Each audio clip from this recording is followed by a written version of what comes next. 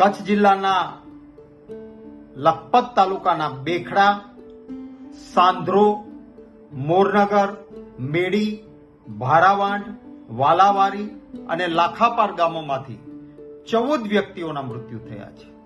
માણસના જીવનથી વધારે કિંમતી બીજું કશું જ ના હોઈ શકે. મને દુઃખ એ વાતનું છે કે ધ્યાન દોરવા છતાં, સ્થાનિક લોકોએ પણ વારંવાર કહેવા છતાં સરકારી તંત્રના પેટનું પાણી નથી હલતું.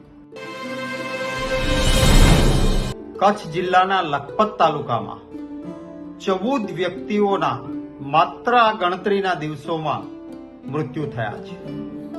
આજથી 4 દિવસ પહેલા મેં સરકારી તંત્રનું ધ્યાન દોર્યું હતું.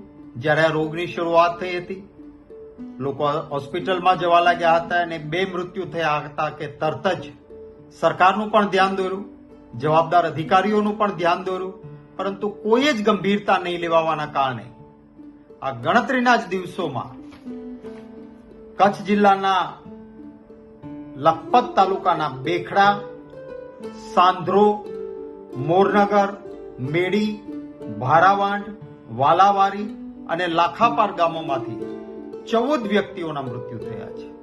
માણસના જીવનથી વધારે કિંમતી બીજું કશું જ ના હોઈ શકે.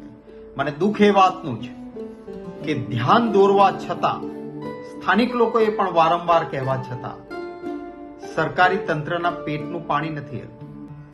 એક પણ જવાબદાર ઉચ્ચ અધિકારીએ હજી સુધી લખપત તાલુકાના ગામોની મુલાકાત નથી લીધી. ટીમો મોકલવી જોઈએ, 12થી નિષ્ણાત ડોક્ટરોને મોકલવા જોઈએ, લેબોરેટરી ટેસ્ટ થવા જોઈએ અને માણસના મૃત્યુને અટકાવવા જોઈએ. ચોખ્ખું પીવાનું પાણી પણ ત્યાં હજી નથી પહોંચી રહ્યું. મચ્છરોનો અતિશય ઉપદ્રવ છે.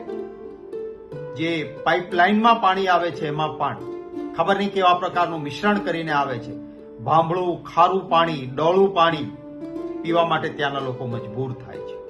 પ્રાથમિક આરોગ્ય કેન્દ્ર છે તો ત્યાં આગળ આયુષ ડોક્ટરો છે. એલોપેથીના નિષ્ણાત ડોક્ટરોની જગ્યાઓ ત્યાં ભરવામાં નથી આવી. CHC છે તાલુકાનું, માત્ર 1 ડોક્ટર છે. ત્યારે હું ખાસ વિનંતી કરીશ કે લોકોના જાનમાલના રક્ષણની જવાબદારી એ સરકારની જવાબદારી છે. આ પ્રકારની લિફાફોફી ન ચાલે. માનનીય મુખ્યમંત્રીશ્રીને વિનંતી છે કે તાત્કાલિક સિનિયર અધિકારીઓને ત્યાં મોકલો, પરિસ્થિતિને કાબૂમાં લો. લોકોને તાવ આવે, શરદી ઉધરસ થાય અને થોડા જ કલાકોમાં તો ન્યુમોનિયા જેવી પરિસ્થિતિ થાય, શ્વાસ લેવાની તકલીફ થાય અને માણસના મલ્ટી ઓર્ગન ફેલિયર થાય છે. યુવાનોના મૃત્યુ થાય છે, નાના બાળકોના મૃત્યુ થાય છે. ત્યારે આમાં બેદરકારી ન ચાલે. હું ખાસ વિનંતી કરું છું કે લખપત તાલુકાના ગામોમાં તાત્કાલિક સિનિયર અધિકારીઓની ટીમ પહોંચે. આરોગ્ય વિભાગના નિષ્ણાત ડોક્ટરોની ટીમ, માત્ર 2-4 નર્સિંગ સ્ટાફ કે એકાદ ડોક્ટરને મોકલવાથી નહીં ચાલે. મેં ગામો ગણાવ્યા છે. આટલા બધા ગામોમાં જ્યારે અસર છે ત્યારે એક ગામ માટે નિષ્ણાતોની ટીમ જાય અને જે પાણીની મુશ્કેલી છે, જે પાણી જ આવે છે એ પીવાલાયક પાણી નથી, તો એની પણ ચિંતા કરવામાં આવે અને મચ્છરોનો જે ઉપદ્રવ છે, રોગચાળો જે ફાટી નીકળ્યો છે, એને તાત્કાલિક કાબૂમાં લેવામાં આવે એવી ખાસ વિનંતી કરું છું.